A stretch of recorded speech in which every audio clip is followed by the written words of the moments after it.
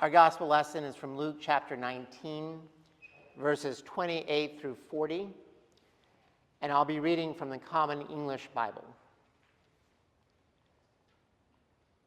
After Jesus said these things, he continued on ahead, going up to Jerusalem. As Jesus came to Bethphage and Bethany on the Mount of Olives, he gave 2 disciples a task. He said, "Go into that village over there. When you enter it, you will find tied up there a colt that no one has ever ridden. Untie it and bring it here.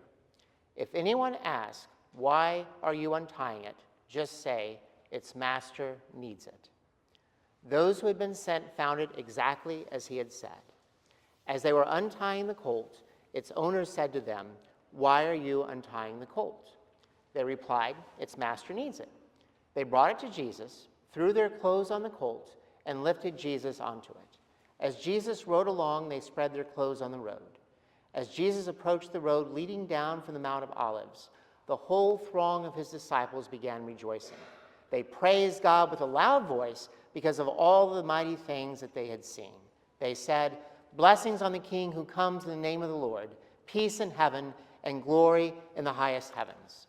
Some of the Pharisees from the crowd said to Jesus, "Teacher, scold your disciples. Tell them to stop." Jesus answered, "I tell you, if they were silent, the stones would shout." The word of the Lord. Thanks be to God. We just heard Luke's story of Palm Sunday, and it seems to me that he left some details out. The most obvious is, where were the palms? It's Palm Sunday, and Luke doesn't say anything at all about the palms. In fact, of the 4 Gospels, only the Gospel of John mentions that people were waving palms. Also in Luke, the crowds aren't shouting Hosanna. In Matthew, Mark, and John, the crowds are shouting Hosanna, but not in Luke. Nonetheless, there is one detail that is unique to Luke's gospel that I think is a powerful part of the story. And that's part where the Pharisees tell Jesus to scold his disciples and tell them to stop. And then Jesus says, "I tell you, if they were silent, even the stones would cry out." Now, the conventional view of the Pharisees is that they weren't at all thrilled about the crowds proclaiming Jesus a king or praising Jesus. You might think of that scene in Jesus Christ Superstar where the Pharisees are standing on the balcony looking very stern and saying, "Teacher, rebuke your disciples."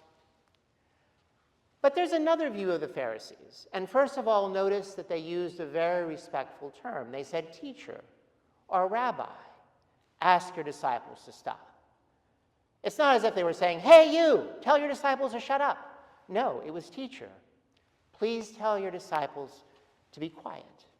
And earlier, the Pharisees had actually tried to warn Jesus about Herod. And maybe now they're trying to warn Jesus about Pontius Pilate. Because around the time of the Passover, Pilate himself would process into Jerusalem. And if Pilate got wind of the crowds proclaiming Jesus as a king, they could all get in trouble. Because the last thing you would want to do would be to be seen as inciting resurrection during Passover. And so it could be that these particular Pharisees are actually very sympathetic to Jesus, and they're trying to warn him, "Please don't make too much of a ruckus, or we'll all get in trouble with Pilate." Nonetheless, Jesus says, "I tell you, if they were silent, even the stones would shout out." Sometimes there is testimony that is so important to be shared that it has to come out. Someone has to tell the story about everything that Jesus taught.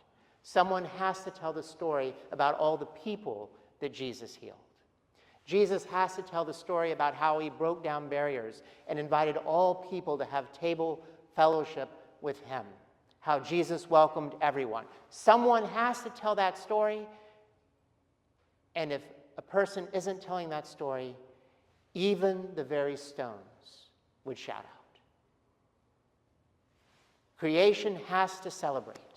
We are called to celebrate, even if it is risky. Even if death is lurking around the corner. And as we begin Holy Week, we know that yes, indeed, death is lurking around the corner for Jesus. The great commentator William Barclay once said that there are two kinds of courage. The first is instinctual. It's the kind of bravery you exhibit when your child runs out into the street and you immediately run after them and bring them back. It's the bravery of crisis. You don't have time to carefully think out how you're going to respond. You just have to respond, and you do so. The second kind of courage is a faithful courage. It's when you can see the danger from a long distance away. It's when you know the risks. It's when you know that there are things going on at your place of work that are endangering people, and you feel you're called to be a whistleblower, even though it could be dangerous, even though it could end your job or career. You see that danger from a distance, but yet if you're to be a person with integrity, you have to make the practice stop. You have to be a whistleblower in that situation. That is called the courage of faithfulness. During World War II, Winston Churchill implored the people of England and all of Great Britain to show courage, especially as England was being bombarded by the Nazis.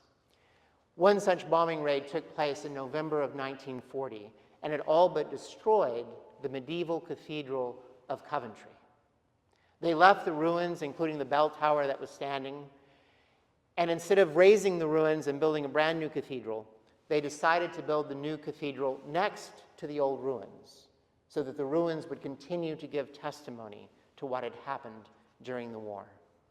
And the new cathedral was finished a little bit before this sanctuary was completed. The new Coventry Cathedral was consecrated in 1962, and it has vaulted ceilings and light coming in from stained glass windows. But on the nave of the cathedral, just to the side, there's a cave-like structure. And it's in stark contrast to the light and the height of the cathedral itself. And this chapel is called the Chapel of Christ in Gethsemane. And the word Gethsemane itself means the place of pressure. It reminds us of all that Jesus endured during Holy Week before he was crucified. And as you walk into this chapel, the focal point is a mural that's behind, or a mosaic actually, that's behind the altar. And it's called the Angel of Agony. And in the angel's outstretched hand is a cup. Now, the curious thing about the mosaic is that you don't see Jesus depicted anywhere in the mosaic.